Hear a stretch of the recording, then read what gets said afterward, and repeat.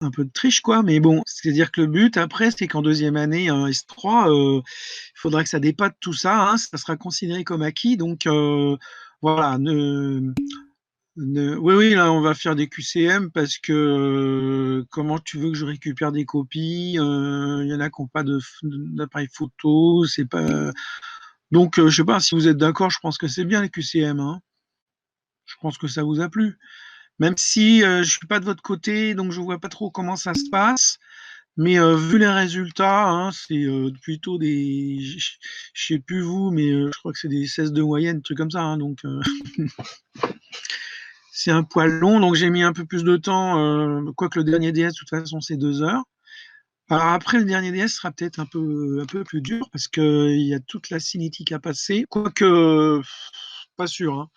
Ça sera peut-être beaucoup des questions de cours, hein, des utilisations du formulaire, du choix de la formule.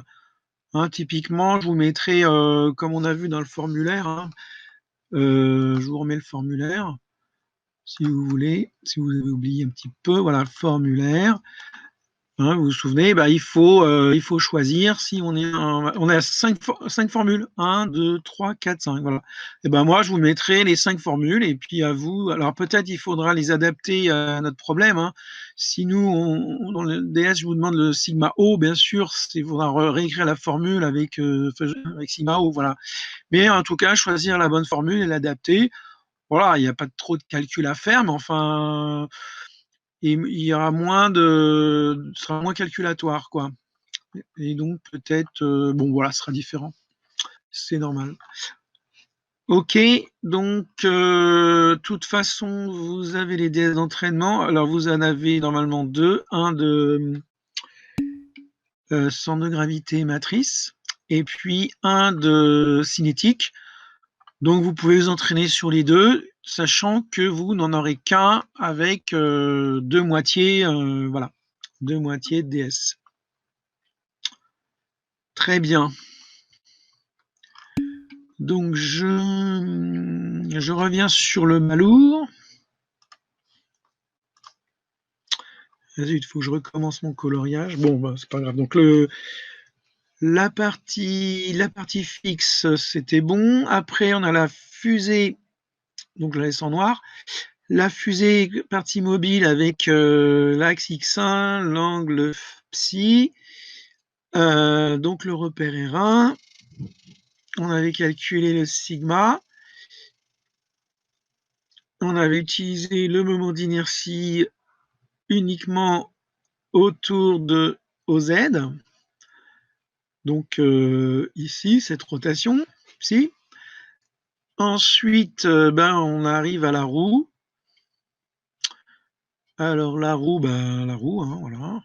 Alors cette roue est parfaite et on a rajouté un balourd comme un. Vous savez que maintenant on a une obligation d'avoir des capteurs de pression, hein, dans les roues. C'est une obligation européenne pour savoir si le pneu est dégonflé ou pas, hein, donc ça c'est pas mal. Mais du coup, ça rajoute une petite masse. Alors bien sûr, après, il faudra rééquilibrer la roue, ça on verra un peu plus tard. Voilà, donc ça nous fait 3 pièces. Donc on avait les longueurs et tout ça, c'était bon. Donc on avait calculé pour la fusée, donc le moment cinétique en projection sur Z0. Donc on avait trouvé I psi point, voilà. Et on avait, alors je sais plus, on avait calculé la roue ou pas? Est-ce que quelqu'un se souvient? Donc Mariam, lycée pour quand? De quoi, le DS? Vous avez le planning, non? C'est vous, c'est tard, je crois. C'est le 25 juin. 25 juin. Alors que je vérifie que on avait bien TD.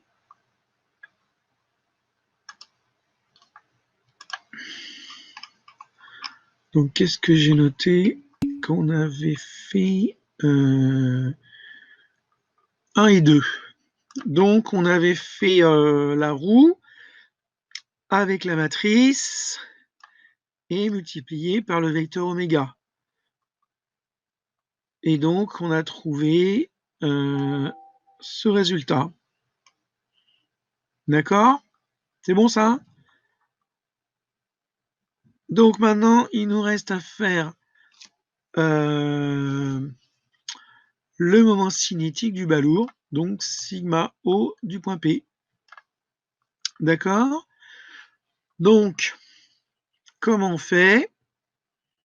Eh bien, le réflexe de la cinétique, c'est le formulaire. On prend notre formulaire et on cherche la formule qui va bien. Donc, vous vous souvenez que nous avons 5 formules possibles pour calculer sigma. Alors, donc le balourd, quelle formule on prend? Donc, est-ce qu'on est en masse concentrée? Est-ce qu'on est en masse répartie? Alors, on a des formules avec des matrices. Et a priori, le balourd, on nous a pas parlé de matrice, mais peut-être on peut la calculer. Et on a des sigma G. Alors, le G du balourd, non, nous, on veut sigma O, mais après, on peut reprendre la formule Babar, éventuellement, je sais pas. Donc, je vous propose un vote. Donc, quelle formule choisissez-vous?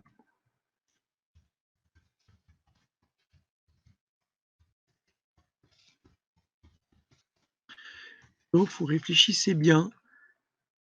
Alors, 1, 2, 3, 4 ou 5. Alors, des fois, il y a plusieurs, hein, vous vous souvenez, il y a plusieurs possibilités. Hein, mais... Voilà, donc vous pouvez voter si vous voulez.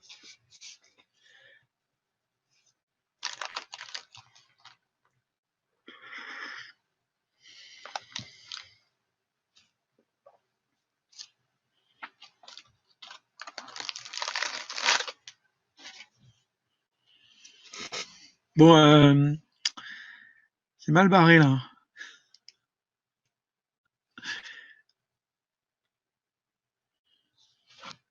Alors, que pensez-vous de la taille du balourd?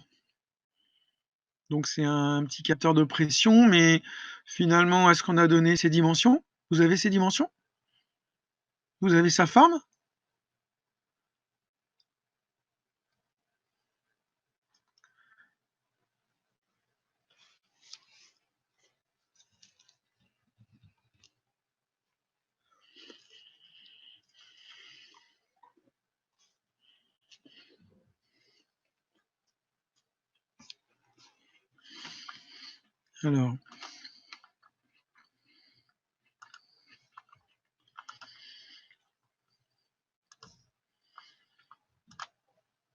Alors, nous avons une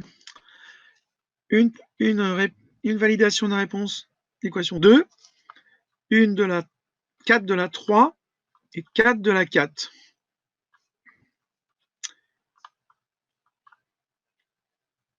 Ok, alors, eh bien, on est mal barré parce que qu'est-ce qu'on a comme information sur le balourd? Alors, le balourd, c'est le point P. Alors, le point P, donc, est schématisé par... Le balourd est schématisé par le point P. Ça veut dire quoi? Ça veut dire que ça ne serait pas un point, en fait. C'est un point matériel. Donc, si c'est un point matériel, alors on sait qu'il est à distance D, distance R sur Y2, mais on n'a pas de dimension, on n'a pas de Du coup, on n'a pas de matrice, quoi. Et donc, en fait, c'est ce qu'on appelle un point. Donc, si c'est un point, c'est que c'est concentré. Hein, masse concentrée, ça veut dire que on assimile le solide à un point.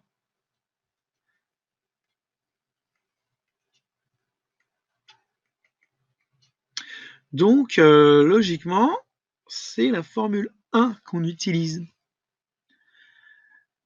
Alors que masse répartie, c'est toujours avec l'utilisation d'une matrice. Alors, sauf pour la formule Babar qui a un changement de point, pour le moment, cinétique, mais vous n'avez pas de matrice IA ou IS.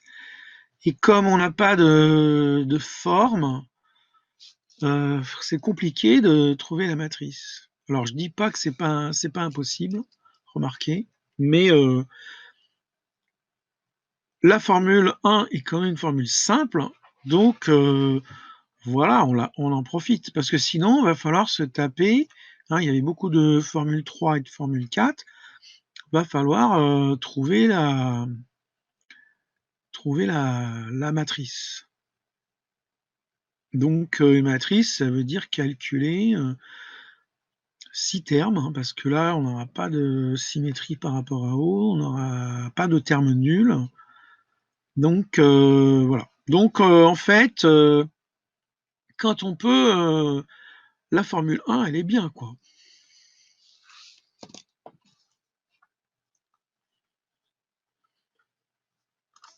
Alors, revenons à nos moutons.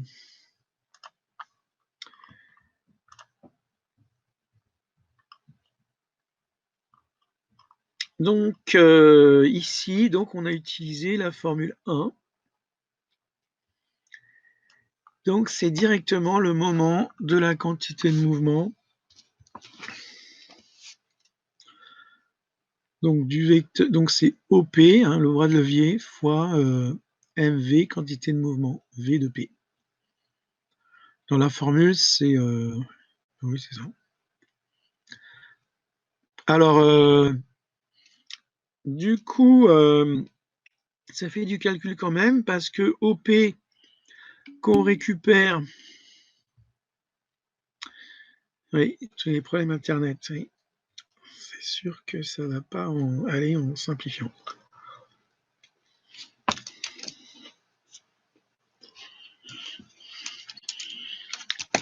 Alors, dans l'énoncé, vous avez...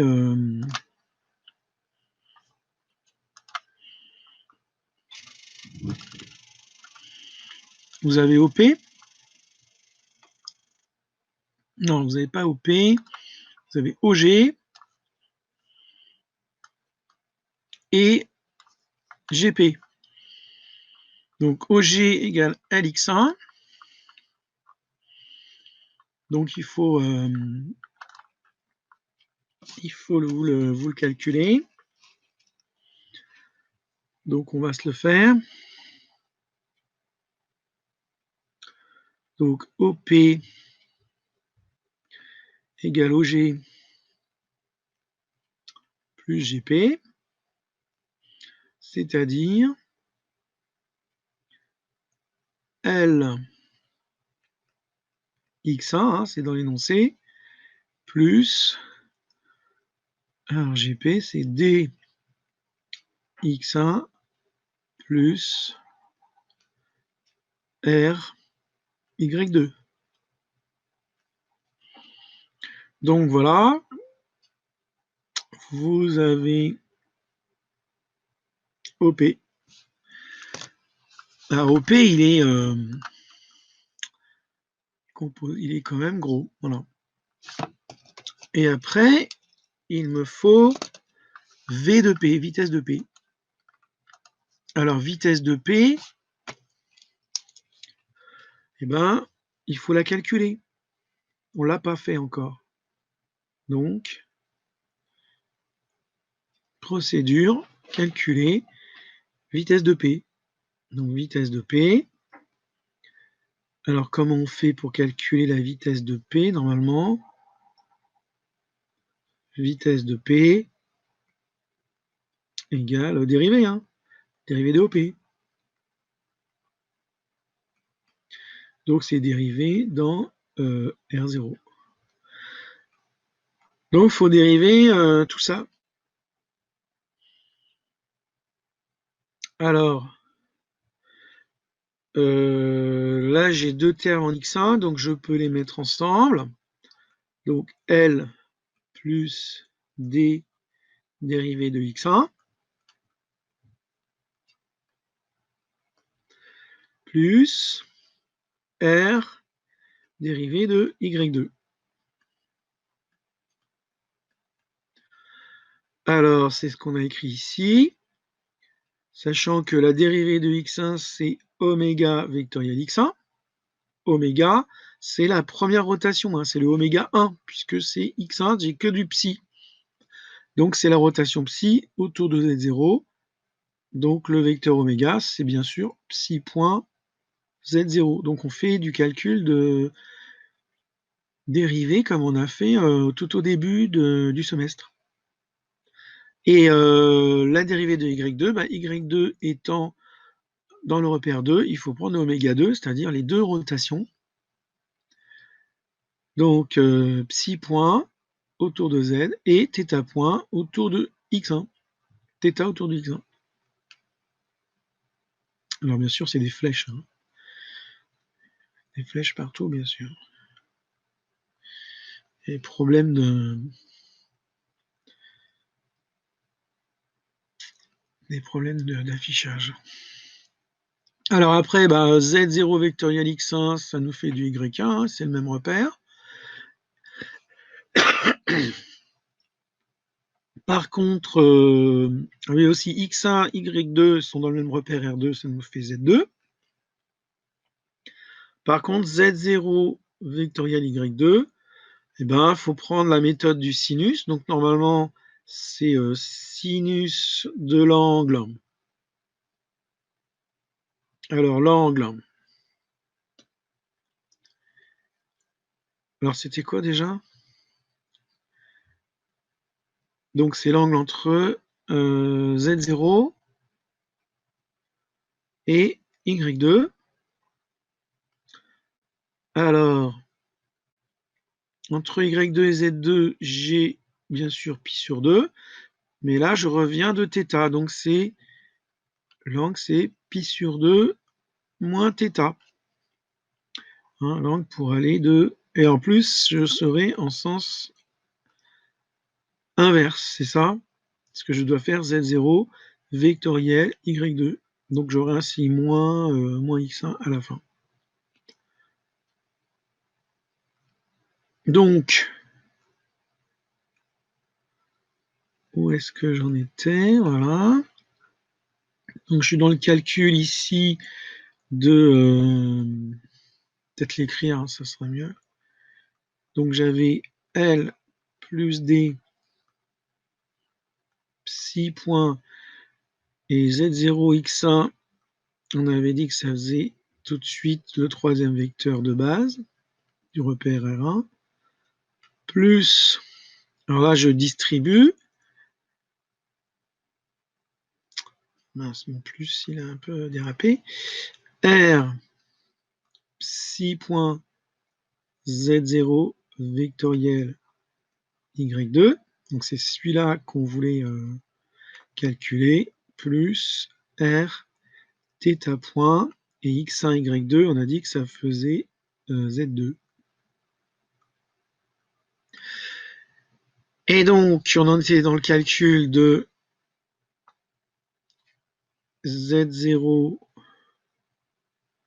avec y2. On avait dit que c'était le sinus de l'angle pi sur 2 moins θ et d'axe moins x1, puisqu'on tournait dans l'autre sens. D'accord? Et en fait, on sait que le sinus de pi sur 2 moins θ, ça nous fait un cosinus θ. Donc on tient moins cosinus θ x1. Et c'est bien ce qu'on a ici. Ou bien sûr, il ne faut pas oublier de multiplier par ce qu'il y a en facteur, c'est-à-dire R psi point. Ok, bon, ok, ça va, hein, c'est un calcul, c'est quand même un calcul qui est jamais très évident, hein, calcul de produit vectoriel. Donc maintenant qu'on a V de P et OP, donc on peut calculer sigma O avec la formule 1. Hein, ça, c'est la formule 1.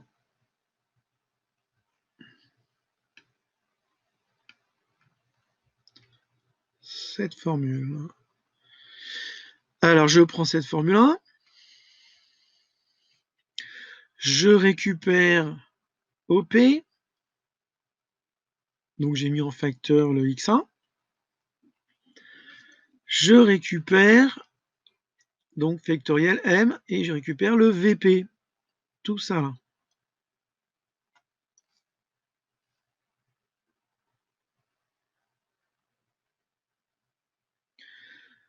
Alors, bien sûr, hein, c'est des vecteurs. Tout ça, c'est des vecteurs.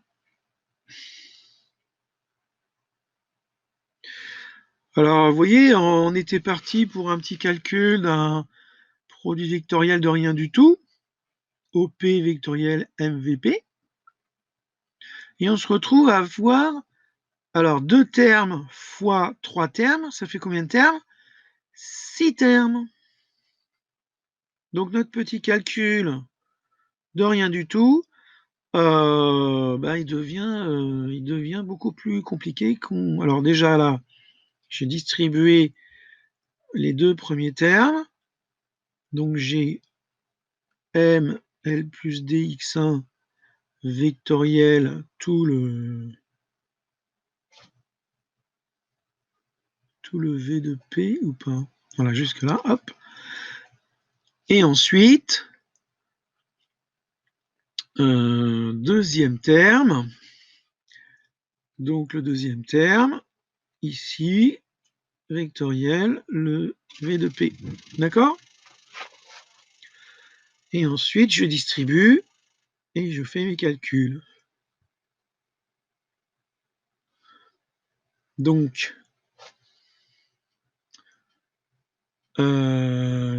je prends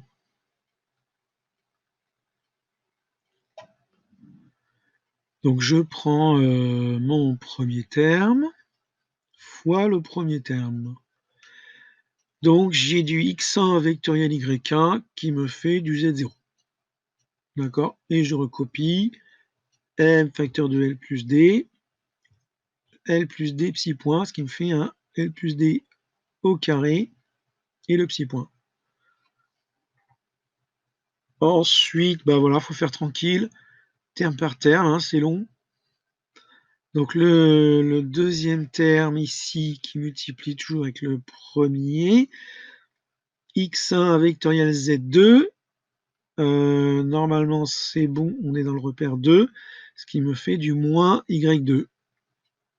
Donc ici, du moins y2, facteur toujours de m, L plus D, et puis il y a le R θ point, bien sûr, qui vient de là.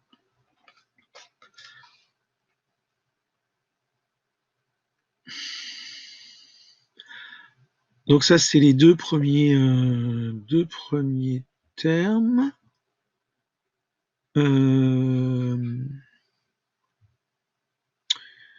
Ah oui, j'ai oublié le cosinus x1 ici parce que évidemment, vous savez que c'est pas la peine de le mettre puisque x1 vectoriel x1, de toute façon, ça fait 0. Donc c'est pour ça que j'ai pas fait ce terme puisque ça fait 0, je le savais tout de suite, donc j'ai que 5 termes. C'est déjà pas mal. Ensuite, je passe deuxième partie.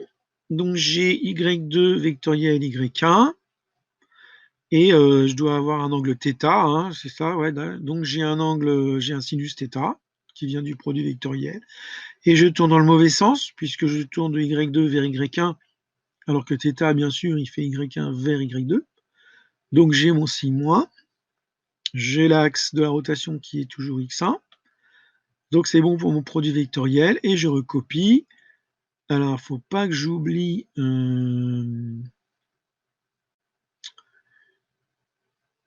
J'ai oublié quoi là? Non, c'est bon. Oui, j'ai oublié un truc. Non, j'ai oublié le M. Donc j'ai oublié le M qui était ici. J'ai oublié de le recopier. Ah non, je l'ai mis. Oui, voilà, j'ai oublié de le mettre ici. M, voilà. Donc le M, il est là. Avec le R et le L plus D, psi point qui vient juste au-dessus. D'accord? Après, je continue. Donc le X1 ici va être alors Y2 vectoriel X1. Ils sont dans le même repère, ça va me faire du moins Z2. Comme j'avais déjà un moins, ça me fait du plus, Z2. Et je recopie le M, le R, mais j'en ai deux de R parce que j'en ai un autre ici, donc ça fait du R carré, le cosinus et le psi point. Et j'ai presque fini, mais pas encore, puisque j'ai un dernier terme à calculer, ici, avec, en Z2. Donc je vais faire du Y2, Z2, alors c'est sympa, ça me fait juste du X1. Celui-là, il n'est pas trop difficile. J'ai le M, et j'ai le R du RY2, mais j'ai aussi un R là, du R θ point, ça me fait du R carré θ. Voilà. Il est pas beau ce calcul? Et puis ça se simplifie pas, hein. C'est un beau calcul. Donc on a des termes en psi point, des termes en θ point, mais des petits points qui sont autour de l'axe Z0, d'autres qui sont autour de X1, autour de Z2. Et pareil, les θ points. Voilà, on a 5 termes différents. Donc ce balourd qui a l'air de rien du tout, quand même il arrive en finale après les deux rotations, c'est lui qui nous donne le plus de calculs pratiquement. Hein, parce que les autres, bah, vous voyez, hein, c'était des calculs avec les matrices, c'était quand même assez simple. On n'avait qu'un produit vectoriel à calculer. Voilà. Donc, c'est souvent comme ça. Et donc après, dernière question, si on veut l'ensemble moment cinétique de tout, c'est-à-dire l'ensemble sigma, c'est-à-dire la fusée, la roue et le balourd, bah on ajoute. Alors on va pas le faire hein, parce que c'est déjà monstrueux comme calcul. Donc on aura juste des erreurs de recopie. Voilà, on fait simplement la somme. D'accord?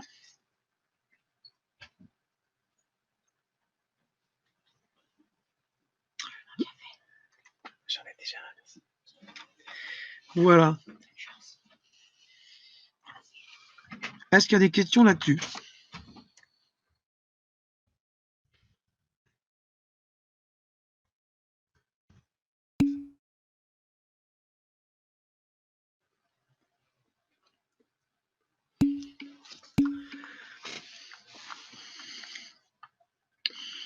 Donc le choix quand même des formules n'est pas évident. Hein. Alors on va continuer.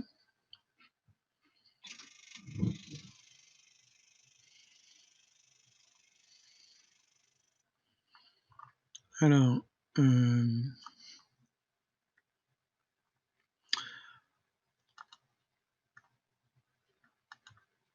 donc on va sauter le bras, on va reprendre on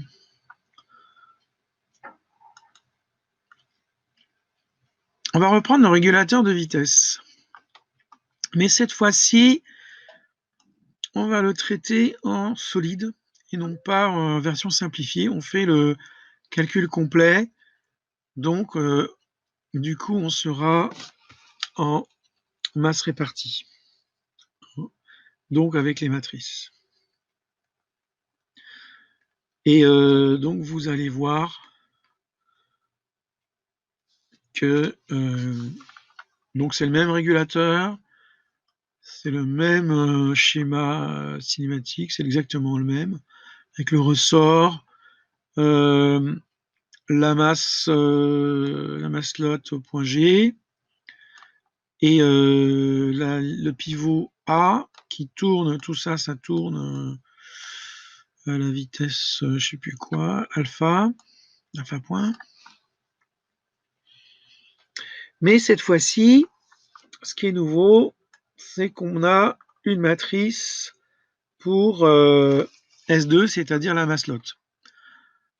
Donc la maslotte, elle avait une forme un petit peu compliquée, puisque là, elle est en position repos à l'horizontale. Elle a une espèce de bec là, qui est poussé par le ressort pour la ramener dans cette position de repos. Mais bien sûr, quand ça tourne, elle bouge et elle vient se placer avec un angle bêta. Donc elle a une forme un petit peu bizarre, et donc on nous donne la matrice. Donc vous voyez que la matrice n'est pas diagonale, vous avez des termes en F, en moins F ici, parce que il y a qu'une symétrie visiblement. Il doit y avoir une symétrie avant-arrière, mais il n'y a pas de symétrie bien sûr droite-gauche, puisque on a une masse peut-être cylindrique là, et puis là on a un bec. Enfin bon voilà, c'est pas symétrique. Voilà, on nous donne la matrice, on nous la donne dans le repère x2, y2, z1. Donc bonjour Martin. On a fini l'exo précédent, donc tu regarderas. Alors donc voilà. Donc c'est tout ce qu'on a besoin de savoir. Donc le repère 2, qui est le repère qui bouge avec la masse slot. Donc c'est normal que la matrice soit dans le repère du solide. X2, Y2, et ça tourne autour de Z1. Donc X2, Y2, Z1, qui est effectivement bien le repère de S2. Donc c'est normal que la matrice soit exprimée dans ce repère.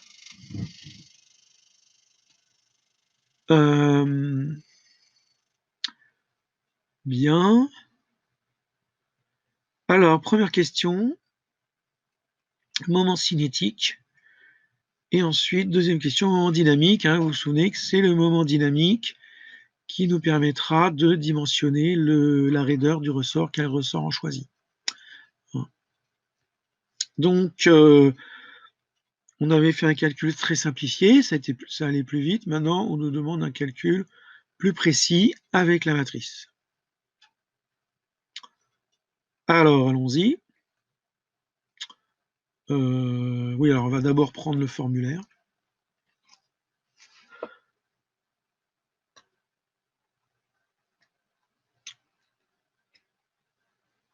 Donc, toujours pareil, nous avons nos 5 formules. Nous avons notre matrice. Alors, je ne sais plus quelle est la matrice exactement qu'on nous donne. C'est en quel point?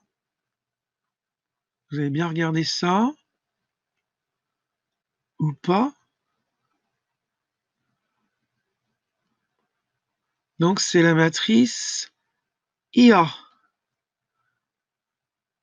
Et on veut sigma au point A. C'est bien. Ça va. Alors, donc, vous avez plusieurs formules avec des matrices IA. Donc, ça tombe bien. Là, c'est facile. On est au point A. Le formulaire est au point A. Donc, ça, c'est super. Et est-ce que le point A est fixe ou pas? Est-ce qu'il est au point G? Donc, je pense que ça va commencer à marcher mieux maintenant. On va se faire notre petit vote. Sondage. Question chemu. Oh, j'aurais dû garder la question. Donc, quelle formule choisit-on?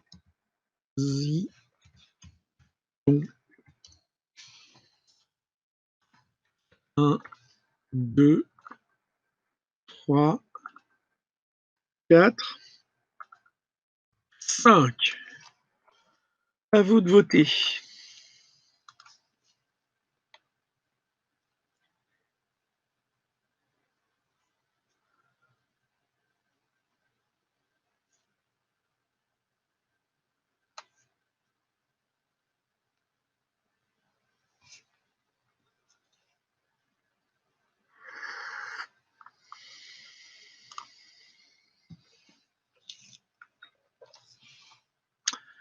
Alors,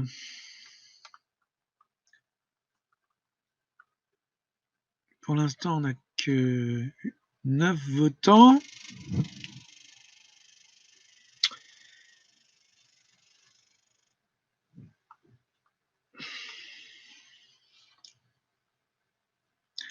Pas plus de votants.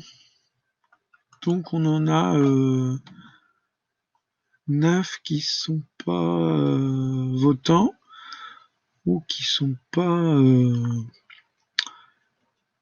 Ah, ça y est, 8, 12, 14 votants. Alors, bon, bah... Encore des votants, non Andrew, Alexis, Fazri,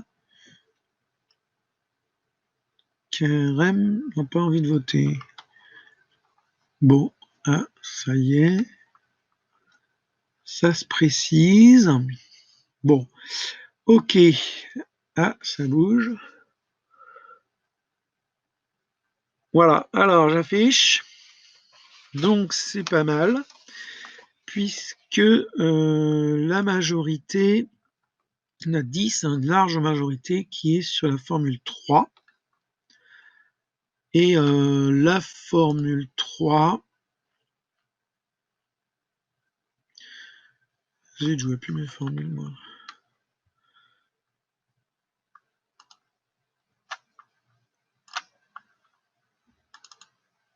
Alors, la formule 3, elle contient la matrice. Alors, la formule 3, c'est la formule la plus compliquée, hein, puisqu'on a 2 termes à calculer. Un terme, un produit vectoriel et un produit avec une matrice, produit matriciel. Alors, on a ensuite 4 personnes qui sont pour la formule 4, qui pensent que ça serait plus simple avec la formule 4, mais ils ont peut-être oublié un truc, c'est que le point A n'était pas fixe dans R, alors nous c'est R0, hein, puisque le point A tourne autour de l'axe. Donc malheureusement, ça aurait été bien de pouvoir utiliser cette formule, mais on ne peut pas, parce que le point A n'est pas fixe. Donc la formule 3 est pratiquement obligatoire. Alors personne n'a pris la 5 évidemment parce que la matrice n'est pas au point G et puis que nous on veut pas sigma G non plus. Par contre, il y en a 2 qui ont pris la formule 2, mais la formule 2 en fait, alors c'est peut-être la formule 2 n'est pas peut pas marcher toute seule parce que elle nécessite de connaître sigma G. Et on ne connaît pas sigma G.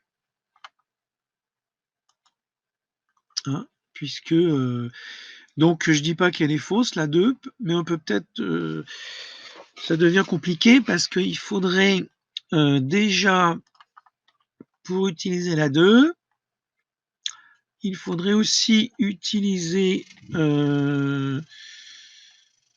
la 5 pour avoir sigma G, sauf que la 5, on a 2 problèmes, c'est que le point A n'est pas au point G,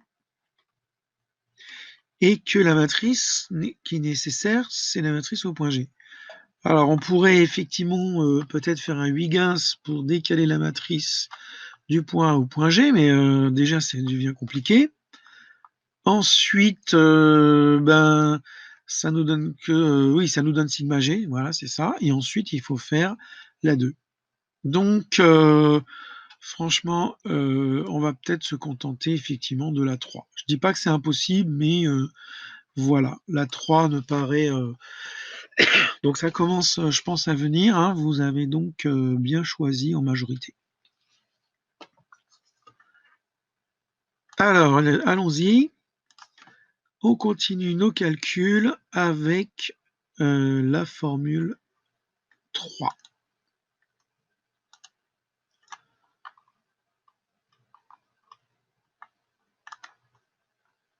Alors, donc c'est bien la formule 3 qui apparaît ici, hein, qu'on utilise. Vous la reconnaissez. Formule 3.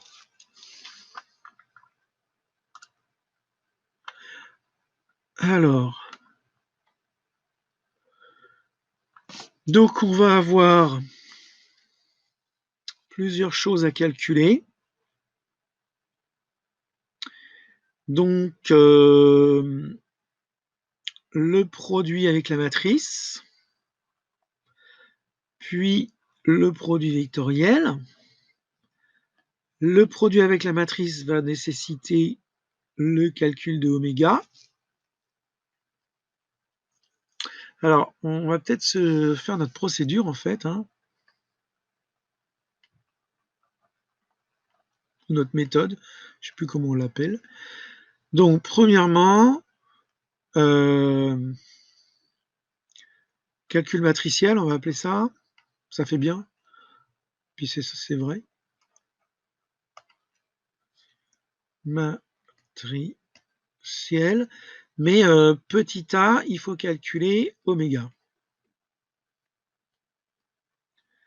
Et quand on fait le calcul matriciel, il faut calculer oméga dans le repère, dans le même repère, hein, puisqu'on passe en composante. C'est des vecteurs en composante et la matrice est en composante dans le repère, le même repère que la matrice. Donc, on ne va pas s'amuser à toucher à la matrice, donc dans le repère de la matrice. Hein, parce qu'on va passer en composante, donc bien sûr, il faut prendre les composants dans le même repère que la matrice.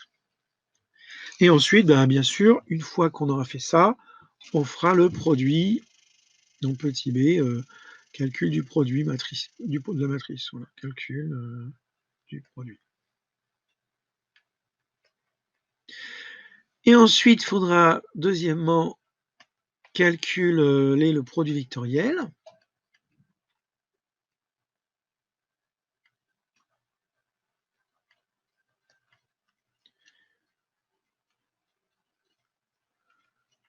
Mais pareil, petit a, il faudra calculer VA. Je crois pas que... non, alors, à moins qu'on l'ait déjà calculé, qu'on pourra le récupérer dans nos tablettes, mais c'est pas sûr. Petit b, calcul du produit.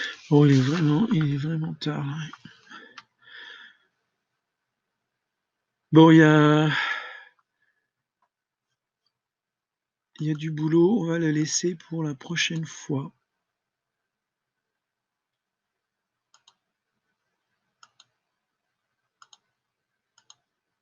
Ah ouais, mais après, c'est un peu... Bon. Voilà, alors, est-ce que vous avez des questions globalement? Ça va à peu près, donc vous avez de quoi réfléchir et digérer, refaire ça tranquillement jusqu'à la prochaine fois, c'est-à-dire la semaine prochaine. Voilà. Pas de questions? On n'a pas pris la formule 3 parce qu'on ne connaissait pas sigma en G. Là, on a besoin de delta I.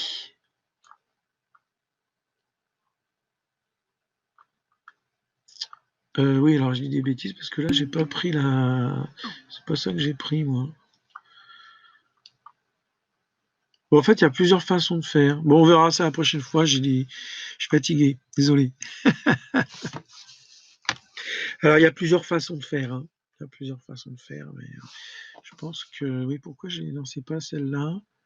Ça doit être après. Parce que des fois, il y a des formules qui sont plus...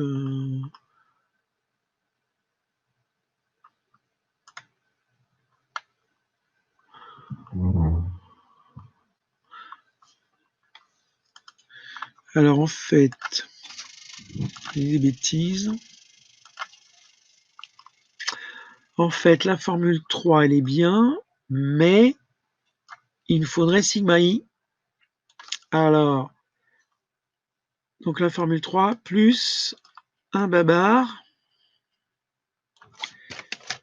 pour avoir... Ah, c'est pas si évident. Ou alors, deuxième solution, puisque nous, on connaît sigma g, on prend la formule 5 plus un babar. Donc le babar, c'est bien sûr la formule 2. Oui, donc ça se complique un peu. Il nous faut deux formules, en fait. 5 plus 2 ou 3 plus 2. Un babar, c'est toujours la 2. Bon, on verra ça. Voilà, je vous dis des bêtises, donc on verra ça la prochaine fois. Bonne journée à tout le monde. Sauf s'il y a encore des questions. 2 fois. Delta G, on le connaît. Alors delta G, non, on ne le connaît pas. Donc, il faut le calculer avec la 5 et tu fais un babar après.